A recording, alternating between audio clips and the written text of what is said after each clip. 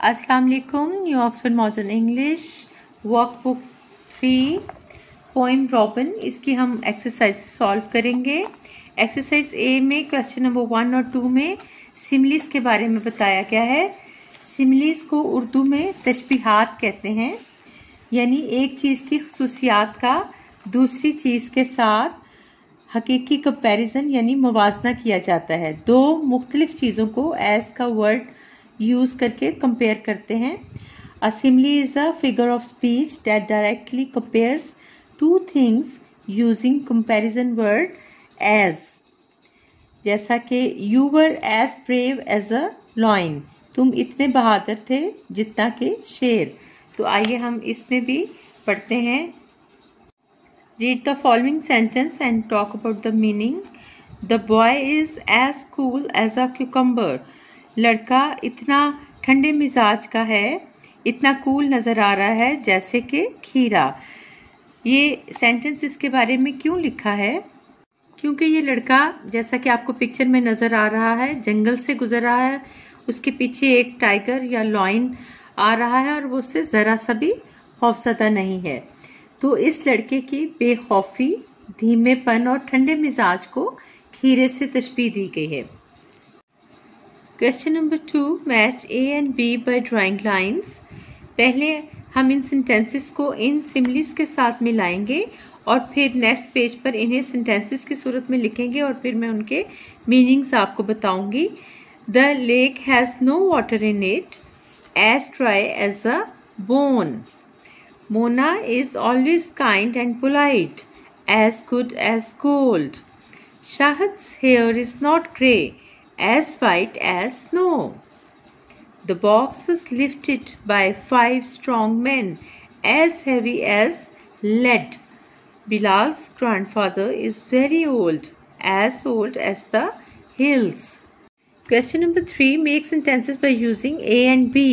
On page 6 ए और B columns जो हमने लाइंस के जरिए मिलाए थे, अब हम उन्हें सेंटेंसेस की सूरत में लिखेंगे। The lake has no water in it, it is as dry as a bone. झील में पानी नहीं है, वो इतनी खुश्क है जैसे कि हड्डी। Mona is always kind and polite, she is as good as gold. Mona हमेशा की तरह मेहरबान और शाइस्ता है जैसे कि सोना, यानी सोने की जैसी सच्ची और खरी। यहाँ मोना की अच्छाई को सोने से तशबीह दी गई है। Shahid's hair is not grey, it is as white as snow. Shahid के बाल इतने सरमई, यानी जो सरमई कलर है वो सफ़ेद के करीब तरीन होता है, तो शाहद के बाल इतने सरमई नहीं है जितनी के बर्फ। The box was lifted by 5 strong man, it is as heavy as lead. एक जो बॉक्स है उसे 5 ताकतवर आदमियों ने उठाया, क्योंकि वो इतना भारी था जितना के सीसा। लेड सीसा को कहते हैं और ये एक धात होती है। Bilal's grandfather is very old, he is as old as the hills. Bilal के दादा या नाना अब्बू इतने बूढ़े हैं, ज़ईफ हैं, जितनी के पुरानी पहाड़ियों जैसे बूढ़े। एक्सरसाइज बी में हम व्हेन के बारे में पढ़ेंगे। व्हेन का मतलब है जब या जब के। एग्जाम्पल्स देखें। रॉबिन सैंग स्वीटली, रॉबिन सुरीला गाता। When the days were bright, जब दिन रोशन थे।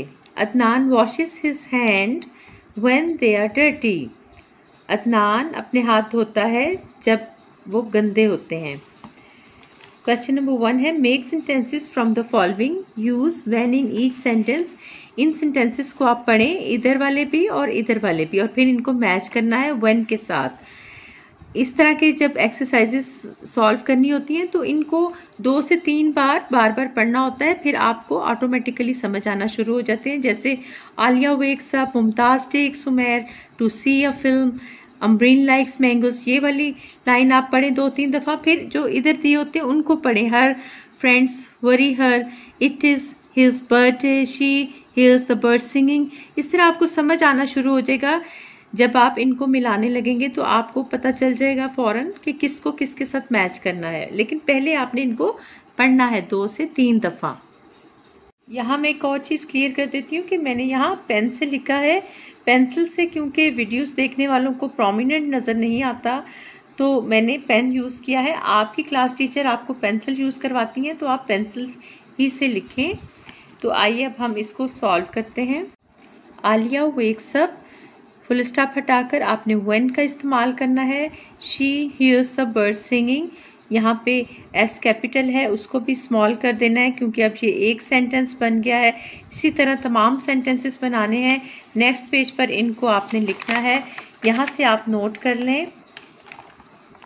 Alia wakes up when she hears the birds singing.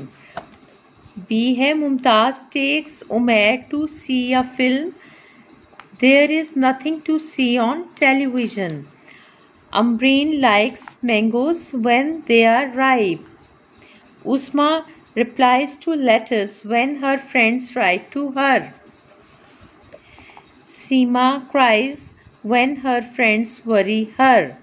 Parveen listens carefully when her friends give her advice. Nida visits her grandfather when it is his birthday. Workbook 3 के pages 6, 7 और 8 complete हो गए। मेरा channel आपने सब्सक्राइब करना, like करना, share करना बिल्कुल नहीं भूलना।